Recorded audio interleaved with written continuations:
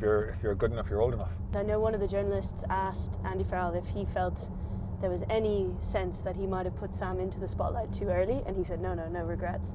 Would you think he could have used a few more years developing away from the spotlight, or do you think he was good enough? It was his time. Oh, I'm a firm believer if you're good enough, you're old enough. I think we perhaps got to get better at that in Ireland as well,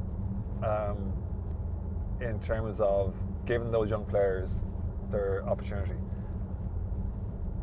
And from a wider public to get in behind that and be excited about that, rather than the reaction we have now over a couple of players who are trying to find their way.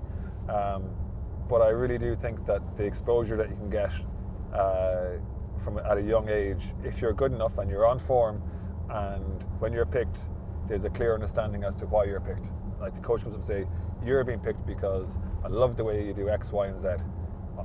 Let's see if you can do that out here. The game's going to be faster, they're going to come at you a bit quicker, you'll probably have less time to make decisions, but you're not going to learn to handle that unless you're in that environment. So out you go, give it a crack, and from here we'll go to the next level.